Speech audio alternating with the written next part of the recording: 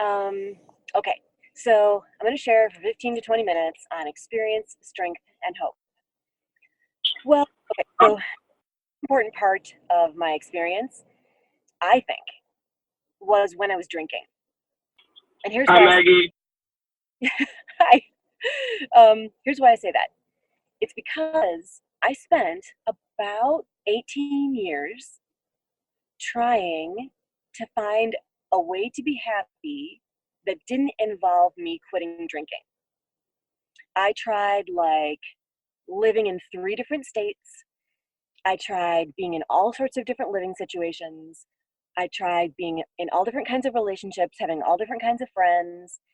I took like 22 different kinds of antidepressant and antipsychotic medication. I tried like 3 different kinds of therapy. I like did yoga and Pilates and like everything that I could think of, because I could only quit drinking when I was absolutely sure that there was no other way to be happy where I could continue to drink. That's how important drinking was to me. It was the only way that I was ever able to feel better, that I was ever able to feel okay. And so I wasn't prepared to give it up until I had tried like literally everything that I could think of in order to be happy and still drink. And so when I finally exhausted the last thing, it was sort of like clear, and real obvious that there was only one thing left that I hadn't tried in order to be happy, and that was quitting drinking. And I was like, well, okay, science, well played. I guess I'll have to quit drinking. But like also, I didn't I didn't think that it was gonna work either. I was like, yeah, so I know this is like the last thing I have to try, but like I don't think it's gonna work though. I'm just gonna be miserable. And so, but like at least I'll be able to tell my mom that I tried everything in the world to be happier. And at least I can tell her that like in my suicide note, so that when after I kill myself, she'll know that I really tried like everything that I could try. And that's literally like my mindset when I got sober. That was what my experience had brought me to. That there was only one way that I hadn't tried to be happy, and that way wasn't going to work. Oh my God, it's awful. Looking back, it's just awful. I needed that experience though. I needed to experience lots and lots and lots of years of misery and suffering in order to quit drinking. I don't know. It's just the way my brain works. So, but then like once I quit drinking, and like it didn't happen right away, it took like a couple of months. Then like I was happy, and I was like, what? Just it was very confusing. Like it worked. That was really weird and pretty like I felt kind of sheepish, like wow, I probably could have been happier a lot sooner if I just done this. But here's the thing. If I didn't have all that experience, I might have had a harder time staying sober. Because like I got sober on April 1st, 2009, and I've never relapsed because I know there's no way for me to be happy if I'm drinking. I know it. I know it. So I don't have a hard time staying sober. I don't ever get like tempted to drink because I know it'll make me miserable. And so maybe like it's obnoxious that like I had to go through all that pain and kind of unnecessary, except like it was kind of necessary. And now that I've been through it, now it's really really easy for me to stay sober. So that's what I want to say about experience. Um, on the topic of strength, like I used to be so afraid to trust anybody that I thought the best way to be strong was to not ask for help. I thought that people who asked for help were weak and lame, and they pretty much sucked at life, and they probably could do it on their own, but they're just being a baby, and so like they ask for help because they're just being like a big whiner. And I don't know where I got that attitude. It kind of sounds like something my sister would say, and my sister isn't a very nice person, so like I don't know why that made sense to me. But I was determined that like real strength was a solitary endeavor. Um, and like things that I could accomplish only with a team didn't seem as valuable, which is kind of dumb because like I my undergraduate degree is in theater performance, and theater is something that I can't pull off by myself. Who would run the spotlight? Who would take care of the tickets? Uh, so yeah, but like you know how it is. Like the way that I thought when I was drinking, like most of it didn't make sense. So that's just kind of how my whole freaking life was. A lot of the theories that I was basing my whole life on were erroneous in the first place. No wonder like nothing ever worked out. So in sobriety, I was forced to ask for help, and I was forced to ask strangers for help. Oh my god, it just like made my skin crawl. Like it made me feel so small and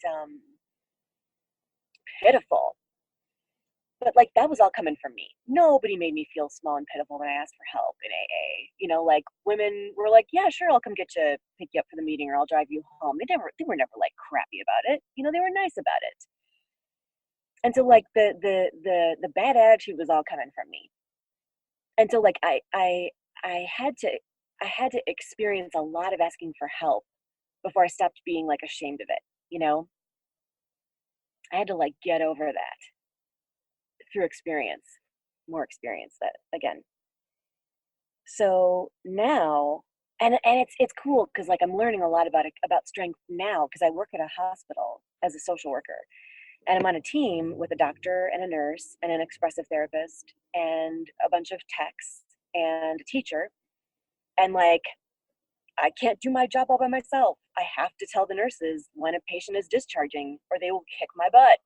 Like they need to do part of their job to get the person out the door. And so like if I don't tell them when their parent is coming, they can't plan their time.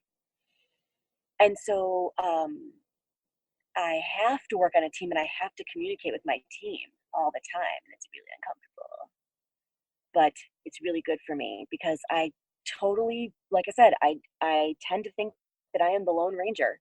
And in early sobriety, my friend Carmen used to tell me all the time, like, you're not the Lone Ranger, ask for help.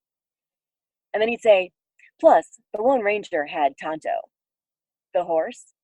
No, I'm sorry, Tonto, the friend, and then Silver, who was his horse. So, like, even the Lone Ranger wasn't really the Lone Ranger. Stop it. So, yeah, that really helped. Thank you, Carmen. Okay, so then what's left is hope. So, like, the hope is kind of like the result of the experience and the strength. You know, I had all these experiences that made it absolutely clear that I wasn't going to be able to be happy if I didn't quit drinking. And then I built a lot of strength by asking for help and being like interconnected with other people. And then, like that gave me a huge sense of hope because I wasn't really particularly good at accomplishing things on my own. Even when I was drunk, I'd get drunk and like try to put together a filing system because like I really needed a filing system. But when I was sober, I was like too terrified to do it, and like I was too perfectionistic. I'd like go nuts trying to make it like color coordinated and try to make it perfect. And like I just, oh my god, like I had like analysis paralysis where I like could barely even start stuff because I knew that I was gonna like mess it up and make it bad, and it wasn't gonna be perfect or pretty, and it was gonna be dumb, and I'd have to do it over again. So like I wasn't really particularly good at doing things on my own. But like once I got sober and started like working on service committees and started, you know, going to graduate school and having to do group projects and like having to like work with my family to like make Christmas happen and having to work together with a partner to make a relationship work and all that stuff.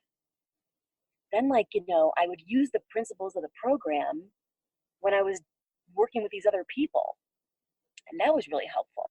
I run my romantic relationship according to the principles of AA, and I also run my work life according to the principles of AA. Not always perfectly, of course, very imperfectly all the time. But still, like trying to run them according to the principles of the program has resulted in me having a better romantic relationship and better friendships and a better work life than I've ever had before. So it's hard to argue with that. And it's hard to not have hope when all that is happening. Like I have real friends who know who I am and I know who they are, and I have a real relationship and a successful career. So, like, what's not to feel hopeful about? Of course, I feel hopeful, because with help, I can kind of pull off some of this stuff that I could never pull off before. So that's just it's pretty huge, and it's all through working the steps with my sponsor and being on pain in the ass service committees and chairing meetings that I didn't feel like going to every time, and like the work in AA prepared me for doing all different kinds of work in my life, and so I had like practice. Like, I'm not even sure if I'm up to 15 or 20 minutes, but I'll just say this and then I'll stop. I had to practice having healthy relationships with my friends and a healthy relationship with my sponsor before I could even attempt to have a healthy romantic relationship. I intentionally let my sponsor get to know me and let my friends get to know me. And I was honest with them. And I tried to do what I said I was going to do. And I tried to be a good friend. Um, and in doing that, it prepared me to be able to succeed in a romantic relationship. So I highly recommend that, because and then like and also like I have to be supervised when I'm in a relationship, and so does my partner. Low key, no, he totally knows it. He'll tell you that himself.